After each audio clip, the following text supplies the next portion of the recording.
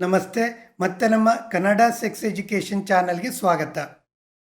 Erection problem ಕೆಲವೊಂದು time physical problem ಇದ್ದರೆ, ಕೆಲವೊಂದು ಟೈಮ್ ಮೆಂಟಲ್ ಹೆಲ್ತ್ ಇಶ್ಯೂಸಿಂದ ಬರುತ್ತೆ. ಅದು ಬಿಟ್ಟು ಕೆಮಿಕಲ್ ಇಂಬ್ಯಾಲೆನ್ಸ್ ಅಂತ ಹೇಳ್ತೀವಿ. ಬ್ರೈನಲ್ಲಿ ಕೆಲವೊಂದು ಡೋಪಮಿನ್ ಓವರ್ಲೋಡ್ ಆದಾಗೂ ಈ ಥರ ಪ್ರಾಬ್ಲಮ್ ಆಗುತ್ತೆ. ಅಂದರೆ ಯಾವುದಾದ್ರೂ ಅಡಿಕ್ಷನ್, ಮ್ಯಾಸ್ಟ್ರಿಬೇಷನ್ ಇರ್ಬೋದು, ಪಾರ್ನ್ ಇರ್ಬೋದು. ಪಾರ್ನ್ ಅಥವಾ ಬ್ಲೂ ಫಿಲಮ್ಸು ಅತಿಯಾಗಿ ನೋಡೋದ್ರಿಂದ ಕೆಮಿಕಲ್ ಇಂಬ್ಯಾಲೆನ್ಸ್ ಆಗಿ ಎರೆಕ್ಷನ್ ಪ್ರಾಬ್ಲಮ್ ಯೂಶ್ವಲಿ ಇರುತ್ತೆ. ಇದನ್ನು ನಾವು ಪಾರ್ನ್ ಇಂಡ್ಯೂಸ್ಡ್ ಎರೆಕ್ಟೈಲ್ ಡಿಸ್ಫಂಕ್ಷನ್ ಅಂತ ಹೇಳ್ತೀವಿ, PIED. ಇದಕ್ಕೆ ಕಾರಣ ಏನು, ಇದರಿಂದ ಯಾವ ರೀತಿ ಹೊರಗಡೆ ಬರ್ಬೋದು, ಅದ್ರ ಬಗ್ಗೆ ಬ್ರೀಫಾಗಿ ಮಾಹಿತಿ ಕೊಡ್ತೇನೆ. ನಮ್ಮ ವಿಡಿಯೋದಲ್ಲಿ ಸೆಕ್ಸ್ ಪ್ರಾಬ್ಲಮ್, ಪೆನಿಸ್ ಮತ್ತು ವೆಜಿನದಲ್ಲಾಗೋ ಇನ್ಫೆಕ್ಷನ್ ಜೊತೆಗೆ ಇನ್ಫರ್ಟಿಲಿಟಿ ಕೌನ್ಸಿಲಿಂಗ್ ಬಗ್ಗೆ ಮಾಹಿತಿ ಇರುತ್ತೆ. ನಮ್ಮ ವಿಡಿಯೋನ ನೋಡಿ, ಲೈಕ್ ಮಾಡಿ, ಸಬ್ಸ್ಕ್ರೈಬ್ ಆಗಿ, ಜೊತೆಗೆ ಶೇರ್ ಮಾಡಿ. ಸಣ್ಣ ಪುಟ್ಟ ಡೌಟ್ ಇತ್ತು ಅಂದರೆ ಯೂಟ್ಯೂಬ್ ಕಮೆಂಟ್ ಸೆಕ್ಷನಲ್ಲಿ ಹಾಕ್ಕೊಳ್ಳಿ. ಪರ್ಸನಲ್ ಆಗಿ ಕನ್ಸಲ್ಟೇಷನ್ ಬೇಕು ಅಂತಂದರೆ ಮೇಲ್ಗಡೆ ಮೆನ್ಷನ್ ಮಾಡಿರೋ ನಂಬರ್ಗೆ ವಾಟ್ಸಪ್ ಮಾಡಿ.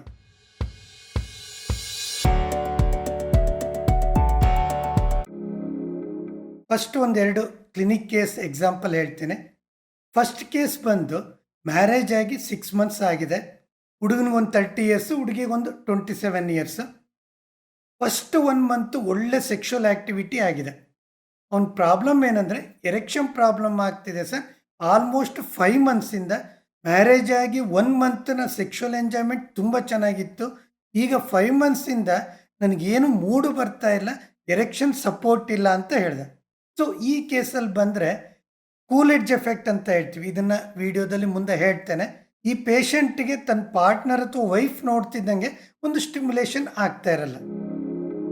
ಎರಡನೇ ಕೇಸಲ್ಲಿ ಬಂದರೆ ಜಸ್ಟ್ ಮ್ಯಾರೇಜ್ ಆಗಿ 1 week ಆಗಿದೆ.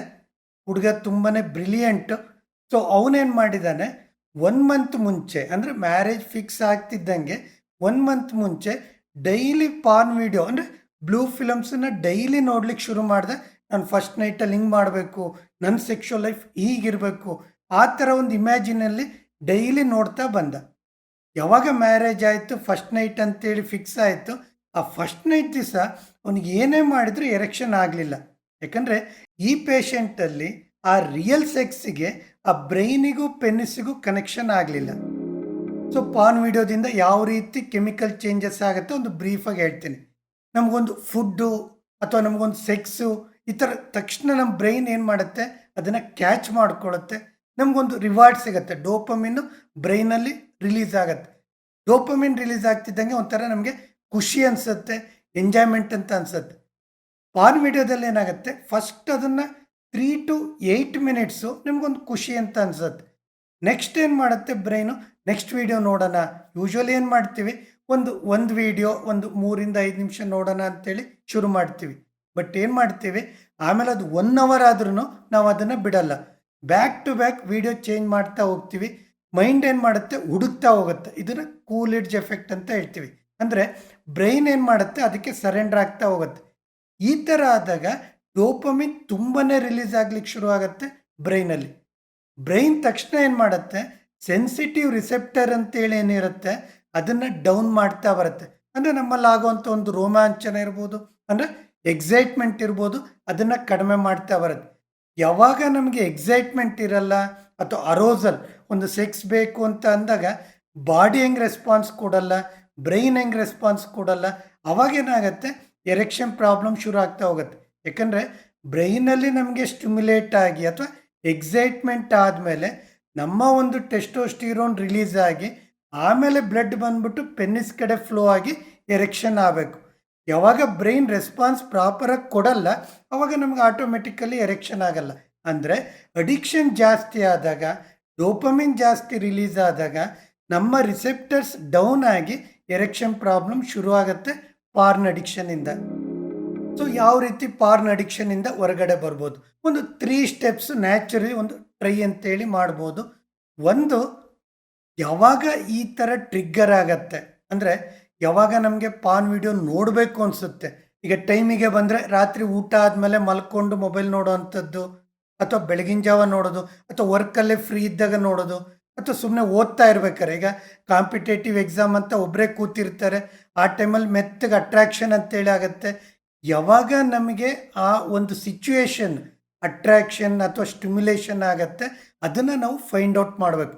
ಯಾಕಂದರೆ ಈ ಟ್ರೀಟ್ಮೆಂಟ್ ಎಲ್ಲರಿಗೂ ಸೆಟ್ ಆಗಲ್ಲ. ಅಂದರೆ ಕೆಲವೊಬ್ಬರಿಗೆ ಕೆಲವೊಂದು ಟೈಮಲ್ಲಿ ಕೆಲವೊಂದು ಜಾಗದಲ್ಲಿ ಆ ಒಂದು ಸ್ಟಿಮ್ಯುಲೇಷನ್ ಆಗುತ್ತೆ, ಮೀನ್ಸ್ ಬ್ರೈನ್ ಟ್ರಿಗರ್ ಅಂತ ಹೇಳ್ತೀವಿ. ಆ ಥರ ಅಟ್ರಾಕ್ಷನ್ ಆಗ್ತಾ ಇರುತ್ತೆ.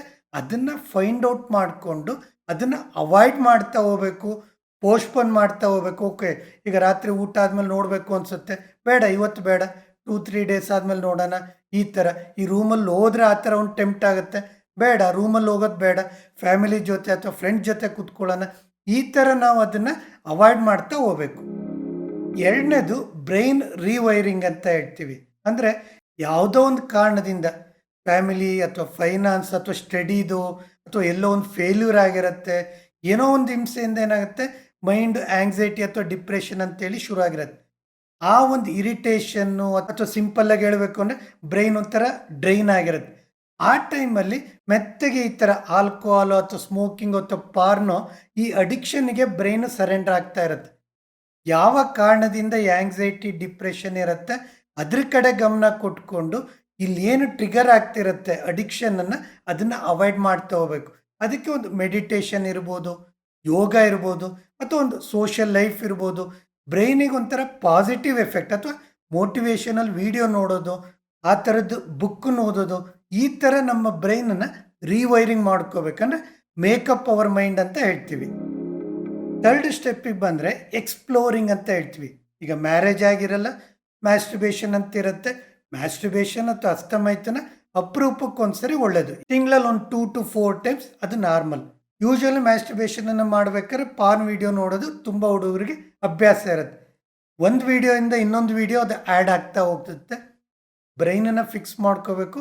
3 to 8 ಮಿನಿಟ್ಸ್ ಅಷ್ಟೇ ಒಂದು ವಿಡಿಯೋ ನೋಡಿ ತಕ್ಷಣ ನಾವು ಮೊಬೈಲನ್ನು ದೂರ ಇಡಬೇಕು. ಒಂದು ವಿಡಿಯೋದಿಂದ ಇನ್ನೊಂದು ವಿಡಿಯೋ ಆಗ್ತಿದ್ದಂಗೆ ಅಡಿಕ್ಷನ್ ಜಾಸ್ತಿ ಆಗ್ತಾ ಹೋಗುತ್ತೆ. ಅದನ್ನು ಅವಾಯ್ಡ್ ಮಾಡೋದ್ರಿಂದ, ಅಂದರೆ ಪೋಸ್ಟ್ಪೋನ್ ಮಾಡೋದು ಅಥವಾ ಅವಾಯ್ಡ್ ಮಾಡೋದು, ಅದು ಹೆಲ್ಪ್ ಆಗುತ್ತೆ. ಮ್ಯಾರೇಜ್ ಆಗಿರುತ್ತೆ ಅಥವಾ ಪಾರ್ಟ್ನರ್ ಅಥವಾ ವೈಫ್ ಇರ್ತಾರೆ, ಆದರೂ ಮ್ಯಾಸ್ಟರ್ಬೇಷನ್ ಅಡಿಕ್ಷನ್ ಇಟ್ಕೊಳ್ಳೋದು ಅಥವಾ ಪಾರ್ನ್ ವಿಡಿಯೋ ಅಡಿಕ್ಷನ್ ಇಟ್ಕೊಳ್ಳೋದು ಅದು ಡೇಂಜರ್. ಇಲ್ಲಿ ರಿಯಲ್ ಸೆಕ್ಸ್ ಏನಿದೆ, ತನ್ನ ಪಾರ್ಟ್ನರ್ಗೆ ಏನು ಮಾಡಿದರೆ ಖುಷಿ ಆಗುತ್ತೆ, ಓಪನ್ ಕಮ್ಯುನಿಕೇಷನ್ ಇಟ್ಕೊಳ್ಳೋದು ಅಥವಾ ಔಟಿಂಗ್ ಇಟ್ಕೊಳ್ಳೋದು, ಬ್ರೈನ್ ರಿಲ್ಯಾಕ್ಸೇಷನ್ ಇಟ್ಕೊಳ್ಳೋದು, ಆ ಮೂಮೆಂಟನ್ನು ಎಂಜಾಯ್ ಮಾಡ್ತಾ ಹೋದರೆ ಮತ್ತೆ ಮತ್ತೆ ಪಾರ್ನ್ ಅಡಿಕ್ಷನ್ ಏನಿದೆ ಅಥವಾ ಟ್ರಿಗರ್ ಏನಿದೆ ಅದು ಕಡಿಮೆ ಆಗುತ್ತೆ. ಸೊ ಫ್ರೆಂಡ್ಸ್, ಈ ಪಾರ್ನ್ ಅಡಿಕ್ಷನಿಂದ ಬ್ರೈನ್ ಕೆಮಿಕಲಲ್ಲಿ ತುಂಬ ಇಂಬ್ಯಾಲೆನ್ಸ್ ಆಗಿ ಸೆಕ್ಷುವಲ್ ಪ್ರಾಬ್ಲಮ್, ಎರೆಕ್ಷನ್ ಪ್ರಾಬ್ಲಮ್ ಜೊತೆಗೆ ಪ್ರಿಮೆಚ್ಯೂರ್ ಎಜಾಕ್ಯುಲೇಷನ್, ಅರ್ಲಿ ಎಜಾಕ್ಯುಲೇಷನ್ ಇರ್ಬೋದು, ಅಥವಾ ಸೆಕ್ಸ್ ಬಗ್ಗೆನೇ ಇಂಟ್ರೆಸ್ಟ್ ಕಡಿಮೆ ಆಗೋದಿರ್ಬೋದು, ಇವೆಲ್ಲ ಕಾಮನ್ ಆಗಿರುತ್ತೆ. ಇದರಿಂದ ಹೊರಗಡೆ ಬರಲಿಕ್ಕೆ ಒಂದು 3 ಸ್ಟೆಪ್ಸ್. ಒಂದು, ಆ ಸಿಚುವೇಶನನ್ನು ಅವಾಯ್ಡ್ ಮಾಡೋದು. ಇನ್ನೊಂದು, ರೀವೈರಿಂಗ್ ಆಫ್ ಬ್ರೈನ್ ಅಥವಾ ಮೇಕಪ್ ಅವರ್ ಬ್ರೈನ್ ಅಂತ ಹೇಳ್ತೀವಿ. ಮೂರನೇದು, ಎಕ್ಸ್ಪ್ಲೋರಿಂಗ್ ಅಂತ ಹೇಳ್ತೀವಿ. ಈ ಸ್ಟೆಪ್ಸನ್ನು ರೆಗ್ಯುಲರಾಗಿ ಫಾಲೋ ಮಾಡಿದರೆ 3 to 6 ಮಂತ್ಸಿಂದ ಎಷ್ಟೋ ಅಡಿಕ್ಷನ್ ಕಡಿಮೆ ಆಗುತ್ತೆ. ಇವೆಲ್ಲ ಮಾಡಿದ್ರೂ ಅಡಿಕ್ಷನ್ ಕಡಿಮೆ ಆಗಲಿಲ್ಲ, ಅವಾಗ ಡಾಕ್ಟ್ರನ್ನ ಕನ್ಸಲ್ಟ್ ಮಾಡೋದು ಒಳ್ಳೆಯದು. ಇದು ಇವತ್ತಿನ ನಮ್ಮ ವಿಡಿಯೋ. ಇಲ್ಲಿ ತನಕ ನಮ್ಮ ವಿಡಿಯೋ ನೋಡಿದ್ದಕ್ಕೆ ತುಂಬ ವಂದನೆಗಳು.